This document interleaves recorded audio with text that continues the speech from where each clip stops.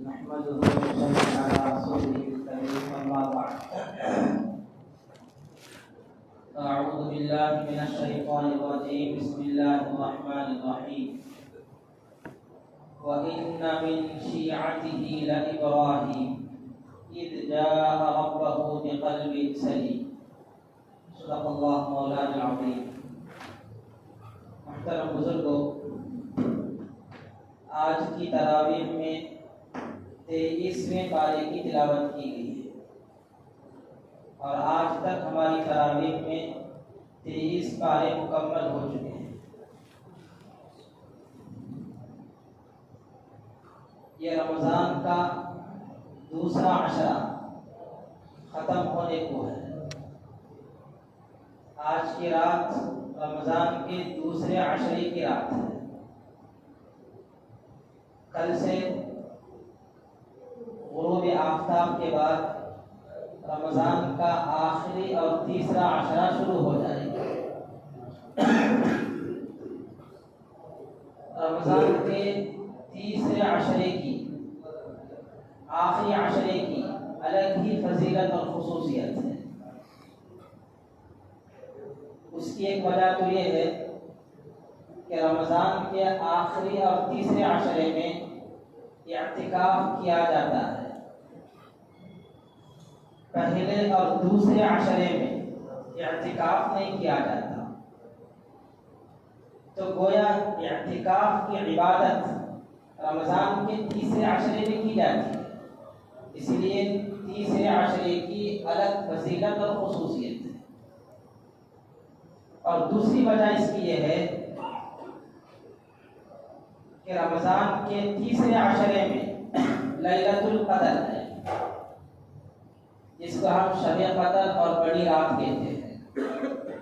چنانچہ نبی کریم صلی اللہ علیہ وسلم نے ارشاد فرمایا تحروا لیلۃ القدر فی الوتر من العشر الاواخر من رمضان، کہ تم رمضان کے آخری عشرے کی 5 راتوں میں شب قدر کو تلاش کیا کرو.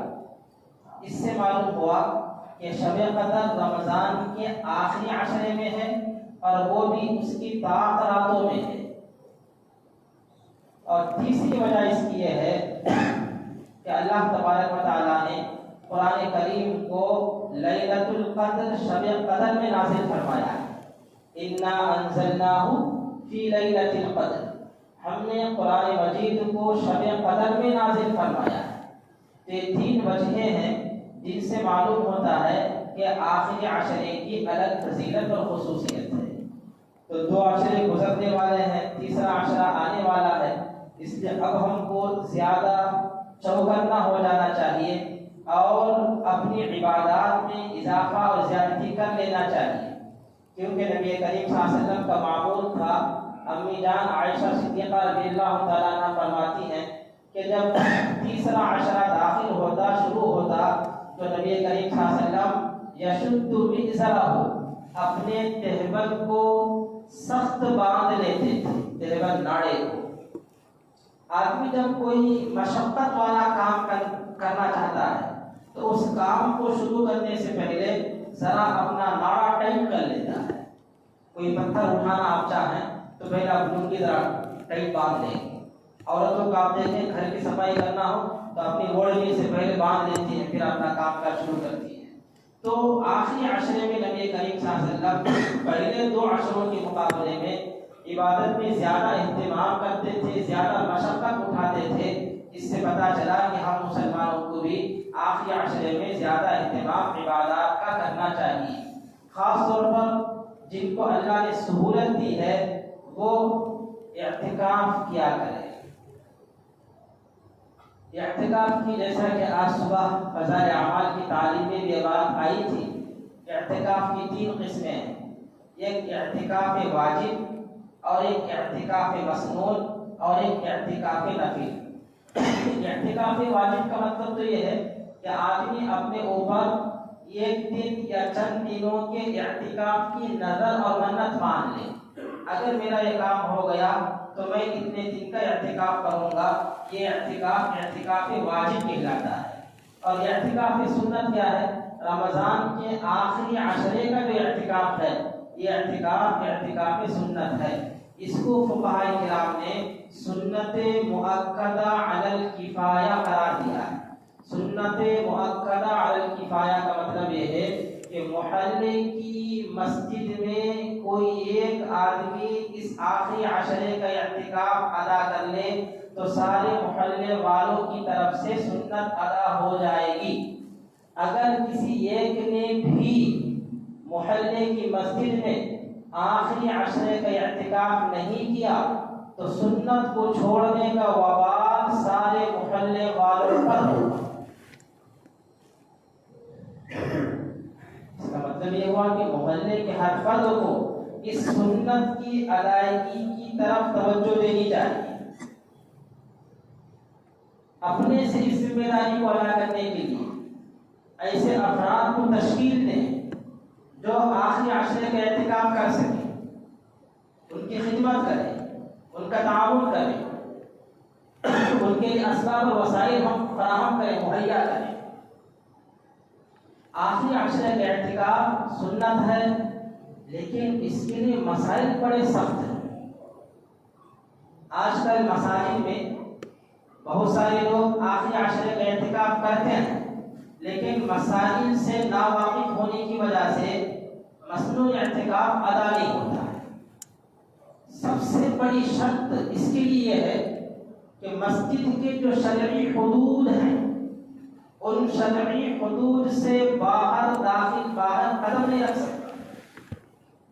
یہاں مسجد کے ذمہ دار حضرات بیٹھے ہوئے ہیں، میں ان سے پوچھتا ہوں ہماری اس مسجد کی شرعی حد کہاں تک ہے؟ میں تو سمجھتا ہوں یہ جو گلاس کا آئینہ لگا ہوا ہے اس کے باہر کا جو حصہ ہے وہاں تک شرعی مسجد ہے۔ شرعی مسجد وہ حصہ ہے جہاں نماز ادا کی جاتی ہے، جہاں چپل پہن کر آیا نہیں جاتا، جہاں ناپاک آدمی داخل نہیں ہو سکتا، اس حصے کو شرعی مسجد کہتے ہیں۔ تو وہ حصہ وہاں تک۔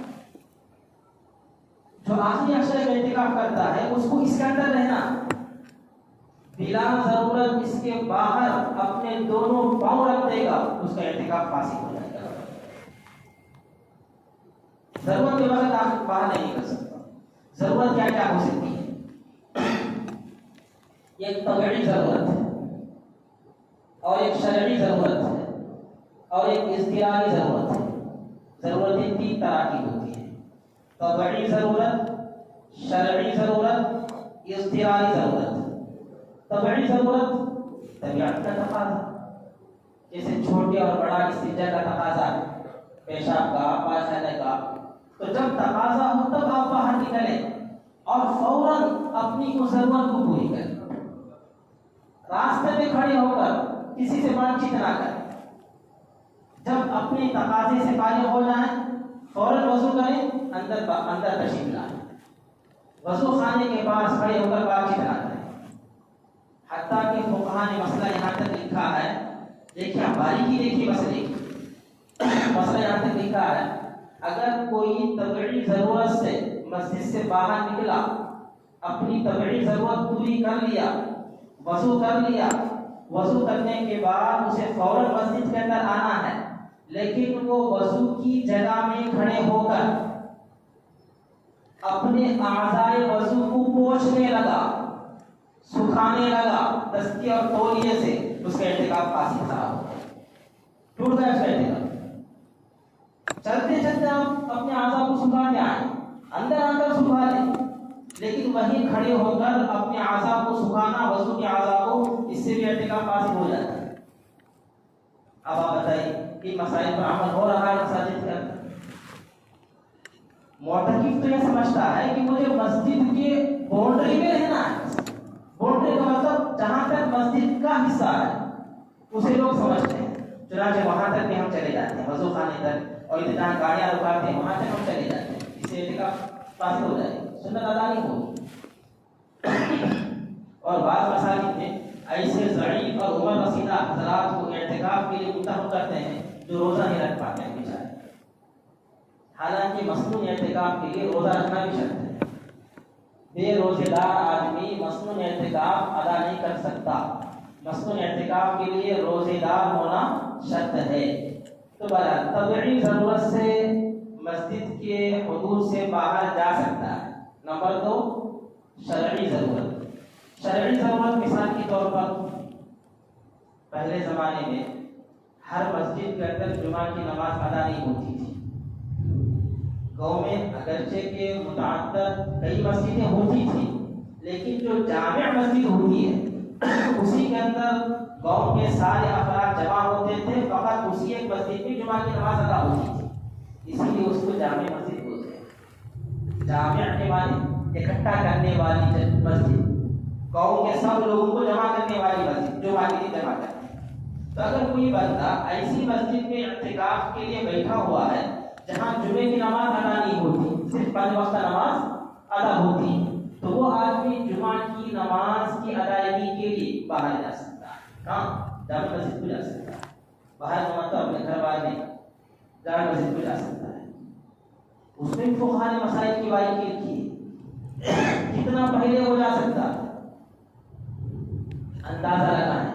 اپنی اس مسجد سے نکل کر جامع مسجد تک جا کر وہاں 4 رکعتیں سنت جو پہلے کی ہیں ان کو ادا کرنے تک کا جو وقت مل سکتا ہے اس تک کی پہلے جا سکتا ہے۔ صبح کو چل کر کوئی جانا اس کی بھی اجازت نہیں، اور پھر جب جمعہ کی نماز سے فارغ ہو جائے تو جمعہ کی نماز کے بعد 4 سنت 2 سنت، اتنی سنتوں کی ادائیگی کے لیے جو وقت لگ سکتا ہے اتنے وقت ہی اس مسجد میں وہ رہے گا۔ جب وہ سنتیں پڑھ چکے تو پھر فوراً وہاں سے آ جائے، کھڑے ہو کر بات چیت، تمہیں اعتکاف میں بیٹھے اتنا دعا گنا وہاں بیٹھا ہوں، یہ سب بات چیت کی جاتی ہے۔ تو جمعہ کی نماز کی ادائیگی کے لیے اپنی مسجد سے جامع مسجد جانا یہ ایک شرعی ضرورت ہے، شرعی ضرورت۔ اور ایک ضرورت میں نے بتایا اضطراری ضرورت۔ اضطراری ضرورت ہنگامی ضرورت، مثال کے طور پر مسجد بہت پرانی ہے، ایک صاحب اعتکاف میں بیٹھے ہوئے ہیں، مسجد گرنے لگی، پرانی مسجد ہے، گرنے لگی تو اپنی جان بچانے کے لیے مسجد سے باہر جائے، یہ ہنگامی ضرورت ہے۔ یا اسی طرح اللہ نہ کرے جس مسجد میں یہ بندہ اعتکاف کے لیے بیٹھا ہوا ہے اس مسجد کے آس پاس کی مسلمان آبادی ختم ہو چکی، کوئی مسلمان آس پاس میں نہیں ہے، تو پھر یہ اکیلا یہاں بیٹھ کر کیا کرے؟